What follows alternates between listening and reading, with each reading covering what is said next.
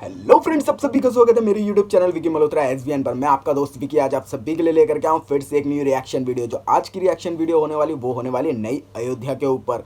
तो देर ना करते हुए चलिए वीडियो को स्टार्ट करते हैं। और अगर आप मेरे चैनल पर नए हैं तो प्लीज़ मेरे चैनल को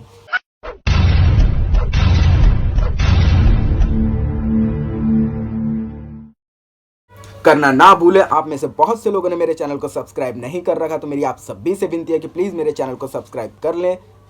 ओरिजिनल वीडियो का लिंक आपको डिस्क्रिप्शन में मिल जाएगा, प्लीज उसे चेक करना ना भूले। तो चलिए वीडियो को स्टार्ट करते हैं। ये है आज की आधुनिक अयोध्या। तो चलिए इसे गहराई से जानने की शुरुआत करते हैं। बस अड्डा राम मंदिर से 7 किलोमीटर की दूरी पर 14 बीघा जमीन पर 219 करोड़ की लागत से लखनऊ हाईवे पर नया बस अड्डा बनकर तैयार है। रेलवे स्टेशन मंदिर से 1 किलोमीटर की दूरी पर 240 करोड़ रुपए में नया रेलवे स्टेशन डिजाइन किया गया है। भविष्य में अयोध्या से दिल्ली, मुंबई, चेन्नई, बेंगलोर, पुणे, कोलकाता, नागपुर, लखनऊ और जम्मू जैसे शहरों के लिए विशेष रेलगाड़ियां चलाई जाएंगी। हवाई अड्डा 1450 करोड़ रुपए में लगभग 1300 बीघे में फैला हुआ प्रयागराज हाईवे पर नाके के पास बनाया गया है नया एयरपोर्ट। यहाँ से राम मंदिर की दूरी सिर्फ 12 किलोमीटर है। भविष्य में कई बड़े महानगरों के लिए सीधे उड़ानें उपलब्ध होंगी। घाघरा जलमार्ग अगर आपके पास अपनी खुद की मोटर बोट है तो छपरा से घाघरा यानी सरयू नदी की सैर करते हुए लगभग 300 किलोमीटर नदी में चलकर भी अयोध्या पहुंच सकते हैं। भविष्य में इस रूट के लिए भी मोटर बोट चलाए जाने का प्रस्ताव है। राम 1800 करोड़ अयोध्या के राम मंदिर की कुल कीमत है 1800 करोड़। पूरी तरह बन जाने के बाद अयोध्या का मुख्य आकर्षण होगा। राजस्थान के मशहूर मकराना के पत्थरों से आकार लेते इस मंदिर की अनुमानित उम्र होगी लगभग 1000 साल। 22 जनवरी को पहली मंजिल का उद्घाटन होगा, जिसमें राम की बाल्यावस्था मेरे ख्याल से मंदिर नागर शैली पर बाकी की 2 मंजिलों का कार्य चलता रहेगा। खजुराहो के मंदिरों की नागर शैली के आधार पर इसे तराशा जा रहा है। मंदिर का कुल क्षेत्रफल 156 एकड़ या 251 बीघा है। हनुमानगढ़ी राम मंदिर से लगभग 800 मीटर की दूरी पर स्थित है हनुमानगढ़ी। मंदिर के आवासीय परिसर को मिलाकर ये लगभग 52 बीघे में फैला हुआ है। मंदिर की 76 सीढ़ियां चढ़कर हनुमान जी के दर्शन के बाद ही राम मंदिर में जाने का विधान है। ये मंदिर अयोध्या शहर के ठीक बीच में एक ऊंचे टीले पर बना है। शहर की तरफ आने वाले आक्रमणकारियों के आने की सूचना यहीं से प्राप्त करके अयोध्या के राजा तक भेजी जाती थी। इतिहासकारों के अनुसार जितनी बार भी अयोध्या पर आक्रमण हुआ उतनी बार इस मंदिर को भी विध्वंस झेलना पड़ा। हालांकि सन्यासियों ने हर बार इस मंदिर को फिर से खड़ा किया। आज ये मंदिर रामानंद संप्रदाय और निर्वाणी अखाड़े के अधीन है। राम की पेड़ी अयोध्या को सरयू नदी की भयंकर बाढ़ से बचाने के लिए इस बांध का निर्माण किया गया था, जिस पर श्रद्धालुओं के स्नान के लिए कई घाट बना दिए गए थे। इतिहासकारों के अनुसार जितनी बार भी बांध टूटता था, सरयू का पानी अयोध्या की गलियों में घुस आया करता था। इसी बाढ़ से बचने के लिए पूरे अयोध्या में जगह जगह पर ऊंचे टीले बनाए गए थे, जैसे राम टीला, हनुमान टीला, लक्ष्मण टीला। आज ये बांध अयोध्या का मुख्य पर्यटन स्थल बन चुका है। हर दीपावली पर यहाँ लाखों दिए जलाकर रामायण की उस घटना को उत्सव के रूप में मनाया जाता है जब श्री राम अयोध्या वापस लौटे थे। अयोध्या के कई बार उजड़ने के पीछे एक कारण इस नदी को भी माना जाता है। हालांकि इसी नदी की वजह से यहाँ पर गन्ने की खेती बड़े स्तर पर की जाती है। लता मंगेशकर चौराहा नया घाट और बस स्टैंड के पास ही अयोध्या का मुख्य चौराहा 6.7 करोड़ रुपए में बनकर तैयार हुआ है। पद्मश्री से सम्मानित राम सुथार जी ने 2 माह के कठिन परिश्रम के बाद इस 40 फीट लंबी वीणा को आकार दिया। 14 टन की इस वीणा को लता जी के स्मृति चिन्ह के रूप में यहाँ पर लगाया गया है। इसीलिए इसका नाम नया घाट चौराहे से बदलकर लता मंगेशकर चौराहा कर दिया गया है। धर्मपथ नया घाट से कुछ पहले सड़क के दोनों तरफ 30 फीट ऊंचे 40 सूर्य स्तंभ लगाए गए हैं, जिसे धर्मपथ का नाम दिया गया है, जो श्री राम के राजकुल सूर्यवंश का प्रतीक है।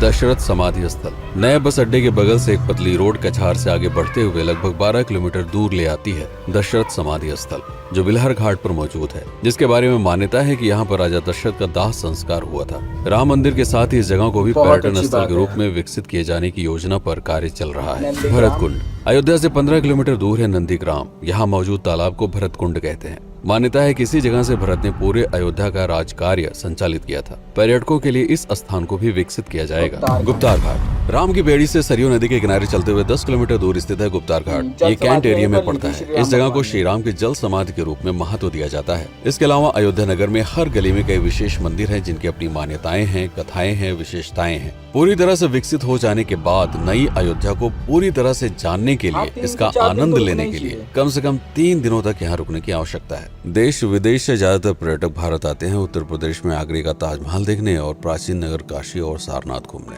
प्रश्न ये है कि अयोध्या घूमने और श्री राम का मंदिर देखने के लिए विदेशी क्यों आएंगे? और इसका कारण है भारत में लिखी गई राम कथा की सबसे पहली और प्राचीन पुस्तक रामायण। भारत में रामायण के अलावा कंबोडिया में रीमकेर, थाईलैंड में रामकियन जो कि वहाँ की राष्ट्रीय पुस्तक है, इंडोनेशिया में ककनिक, नेपाल में भानुभक्त रामायण जैसी पुस्तकों में वाल्मीकि की रामकथा से प्रेरणा लेकर इसे अपने अपने देश की संस्कृति के हिसाब से फिर से लिखा गया है। पात्रों के नाम, कुछ नई घटनाओं के अलावा मूल रामकथा सभी में एक जैसी है। इसके अलावा भारत में ही रामकथा को लेकर संस्कृत में 7 संस्करण, हिंदी में 3 संस्करण, गुजराती में 47, उड़िया में 14, तेलुगु में 5, कन्नड़ में 4 और अन्य भाषाओं में लगभग 17 संस्करण मौजूद है। इसके अलावा लिखे गए नाटक, कविताएं आदि को भी अगर मिला दिया जाए तो इस दुनिया में 300 से अधिक तरह से रामकथाएं बार बार लिखी गई हैं। इन सभी राम कथाओं पर कई विशेषज्ञों ने समय समय पर अध्ययन किया और अपने विचार दिए।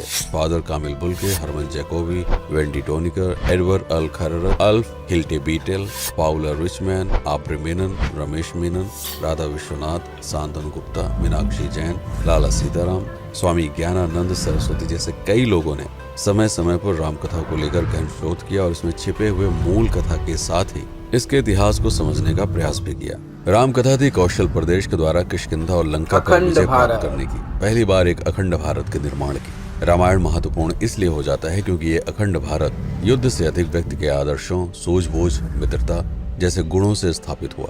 रामायण एक ऐसा डॉक्यूमेंट है जो ये समझाता है कि भारत पहली बार एक कैसे हुआ। इसलिए ये गाथा न तो कभी भुलाई जा सकती है और न ही कभी मिटाई जा सकती है। और आज की अयोध्या उसी अखंड भारत का एक प्रतीक है, अपनी संपन्नता के कारण जिसने समय समय पर बाहरी आक्रमणकारियों का भी सामना किया। अयोध्या की इसी संपन्नता ने यहाँ पर मुगलों को भी आकर्षित किया। महात्मा बुद्ध भी यहाँ पर रुके, सिखों के गुरु साहब भी आए और जैन धर्म के तीर्थंकर भी। सिर्फ आए ही नहीं बल्कि उनके अनुयायी यहीं पर बसते चले गए। अयोध्या कितनी बार बसी, कितनी बार उजड़ी, इसके बारे में बहुत अधिक प्रमाण उपलब्ध नहीं है। सूर्यवंश के पतन के साथ ही अयोध्या का भी पतन होता रहा। बीच में कई सौ सालों तक अयोध्या मानो विलुप्त सी हो गई। इसका कारण क्या था, इसका कोई प्रमाण नहीं है। अयोध्या को फिर से खोजकर उसे स्थापित करने में बार बार राजा विक्रमादित्य का नाम आता है, लेकिन विक्रमादित्य एक उपाधि है जिसे कई राजाओं को दिया गया था। तो ये कहना मुश्किल है कि किस कालखंड के कौन से राजा ने यह कार्य किया। कुछ विशेषज्ञों का मत है कि यह काम उज्जैन के राजा विक्रमादित्य ने किया होगा। नंदवंश, मौर्य वंश, शुंग वंश, गुप्त वंश आदि के साम्राज्य में भी अयोध्या का वर्णन प्राप्त होता है। सबसे बड़ा विध्वंस हुआ 1527 के आसपास बाबर के कार्यकाल में, जब राम मंदिर को ध्वस्त कर बाबरी मस्जिद स्थापित की गई। सन 1722 में बंगाल के नवाब अली वर्दी खान ने व्यापार के नजरिए से राम मंदिर से कुछ किलोमीटर की दूरी पर एक नया शहर बसाने की शुरुआत की। 1730 में अवध के पहले नवाब सादत अली खान ने इसका नामकरण किया फैजाबाद। इन्हीं के उत्तराधिकारी सुजाउद्दौला ने इसे अवध की राजधानी बनाई। 1775 में अवध के चौथे नवाब असफुद्दौला ने फैजाबाद की जगह लखनऊ को अवध की राजधानी घोषित की। रावण अहंकार का प्रतीक और श्री राम विनम्रता के सूचक। सत्ता में आने के बाद हर व्यक्ति को यह बात हमेशा ध्यान में रखनी चाहिए, सिर्फ रंग रोगन और पत्थर लगवाने से राम राज्य नहीं आएगा, बल्कि जिस दिन स्कूल, अस्पताल और सरकारी संस्थानों से भ्रष्टाचार खत्म होगा, लोगों का मुफ्त इलाज और अपनी भाषा में उच्च शिक्षा उपलब्ध होगी, उस दिन भारत उस पायदान पर खड़ा होगा जहाँ कभी हम हुआ करते थे। रामायण अहंकार पर विनम्रता की विजय है। अयोध्या को अगर पर्यटन स्थल का केंद्र बनाना है तो इस आधार पर बसाना होगा, राम राज चलाना होगा, राजनीति नहीं। यदि इस वीडियो में कोई त्रुटि हुई हो तो उसके लिए क्षमा करें। वीडियो पर समय तो फ्रेंड्स, इसी के साथ होती है वीडियो यहीं पर समाप्त। तो आप लोगों ने देखा कि यार अयोध्या कितनी खूबसूरत लग रही थी। इतनी खूबसूरत अयोध्या आज से पहले कभी नहीं दिखती थी यार। सच में आप देखिए वहाँ के बस अड्डे, रेलवे स्टेशन, एयरपोर्ट, रोड, वहाँ का इंफ्रास्ट्रक्चर, यार हर चीज़ को वेल डेवलप कर दिया गया है। और उसके अंदर जो टच दिया गया है ब्यूटी का, वो तो यार क्या कहें, उसकी तो बात ही अलग है। आप लोगों की क्या राय है प्लीज़ मुझे कमेंट के माध्यम से ज़रूर बताएं। मिलते हैं नेक्स्ट रिएक्शन वीडियो पर। जय भारत।